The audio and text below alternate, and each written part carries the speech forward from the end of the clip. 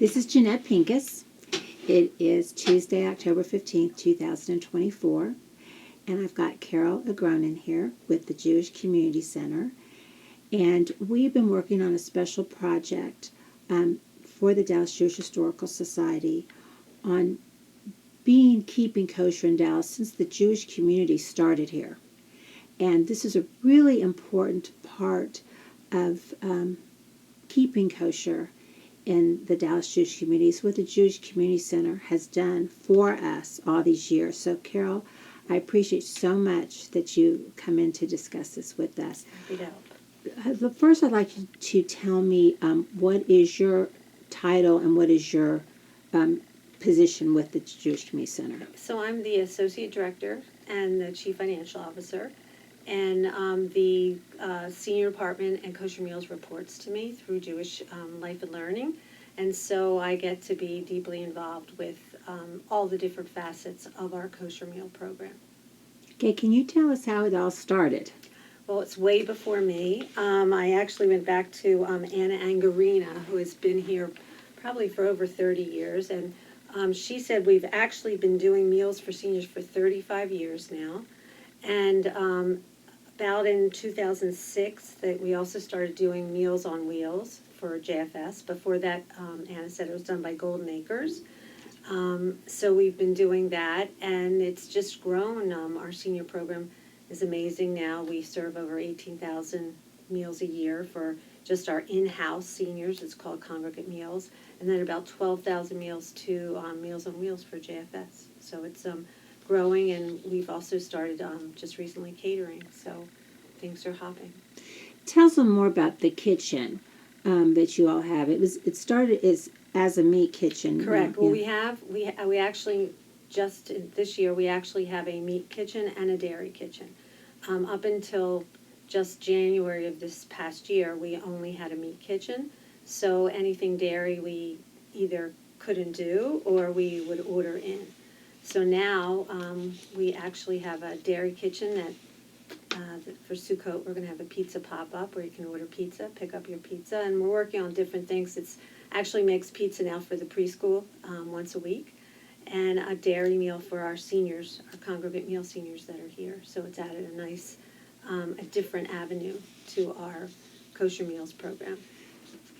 What is y'all's relationship, because it is kosher, with the Dallas Kosher Organization? So with the VOD supervises us. So we have a mishkiach here anytime the kitchens are open, and we have a camera in there, so they just keep an eye and make sure that everything that we do is follows kashrut policies. As over the years, is there anybody names that we need to acknowledge that have been involved with helping support having the kosher kitchens? Well, there are multiple. Of course, the Federation supports our our senior meal program, our in-house meal program. We have to apply, but we get grants from them annually, and hopefully that will continue.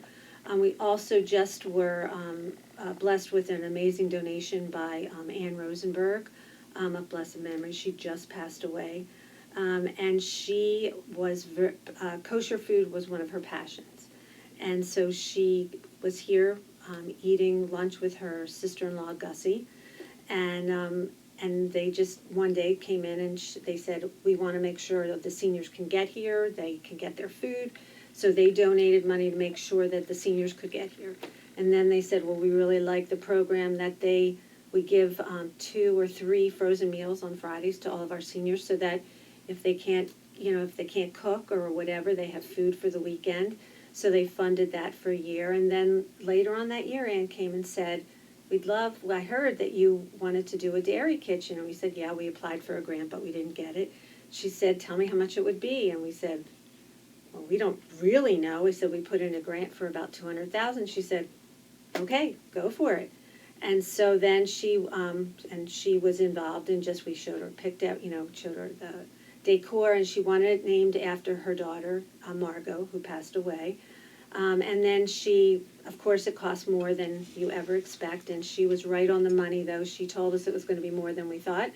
So she funded it completely, and so now we have this amazing dairy kitchen. So now we can serve the Dallas community from a dairy perspective as well as a meat perspective, and we're hoping to expand to where we can do more gluten-free things and things like that. So really, we can pretty much do everything for the community now.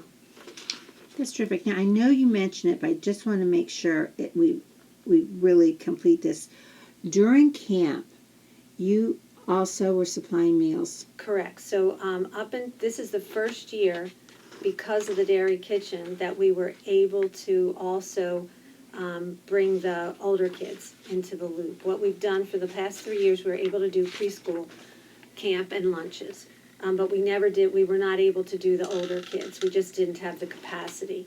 And so this past summer, the director of food services, Joey O'Hine, we got together and said, okay, we're going to give it a go. So they were able to do meals for all the campers. And at any point in time, we have like about 700 campers here. And they don't all buy lunch because, of course, it costs. But we did a very large number of lunches, and it did well. We, kids seemed happy. And then all during the school year, we do preschool lunches for the whole year. But now we can do our own pizzas. We used to have to order out for pizzas, and now kids love pizza, so we can do it ourselves. Now, this is a little bit off things, but I'm sure there's been some challenges over the years that happened. Like, for instance, when COVID, the pandemic happened, what happened during this time? So we were considered an essential service. So for essential services, you didn't have to close down. So our chefs were here all during the week, and what they did is they cooked and froze the meals. And so 3 times a week, the seniors would come drive through. So our staff would meet them out front, and they would have the meals packed. They were frozen, packed in bags for them, and they would just drive up and pick up their meals. So our seniors, we were able to feed the seniors all throughout the pandemic. And for many of them, too, it was their only social interaction. So they would come and pick up their food and then chat, everybody in masks, of course, chat with the senior staff that was here. And they did it all throughout COVID. They didn't stop. So and I think for many seniors it was a lifeline because they couldn't get out and go to the grocery store. So they picked up, I think at one point they were picking up 6 meals, 8 meals, frozen in their bags to take home. So it was pretty amazing. I know we had a tornado, of course, a few years ago too. Did that have any impact on this? No, we actually, the only thing that happened is, of course, we lost power for a few days. So we lost all of the items in our refrigerator and freezers, but we were able to get back up and running and get going. I don't even know if we might have missed a day or two, but not very much. It's a very dedicated, when you know that you're feeding our seniors, and one of our employees has been here, I think 30 years, at least 25 to 30 years, and she's been doing it all along. Let's shout out, who is that? That's Anna Angarina. So she's been here for a long, long time. She's an integral part of the program. And we have great chefs, and as I said, Joey O'Hine is our new food services director. He's been here for about a year. Now it's a year and a half now, and we're just trying to expand our program. Now you feel that you can. That's terrific. Is there anything else that I haven't asked you that you feel like we need to share? Well, we talked about, the one thing that we talked just a little bit about, but that we're hoping to branch out a little bit more is our kosher catering. So we're doing pizza pop-ups now, especially for Sukkot, but there's going to be other offerings, and then also with our meat program. So hopefully we'll be able to help, make sure anybody who wants to have kosher food for a meeting can do that, or for an event, things like that. So I think the most important thing is that the number of our seniors that are here is growing. Like if anyone stops by around noon on any weekday, you can, on Fridays, we have like maybe 125 seniors here for Shabbat lunches, and then during the week, 80s, 90s. So it's very nice, and it's a great social program. Wow. So if we talked about, you might have mentioned the number, but just to clarify again, how many kosher meals do you feel like are being served? Well, for our seniors in-house, for those that come here, about 18,000 a year.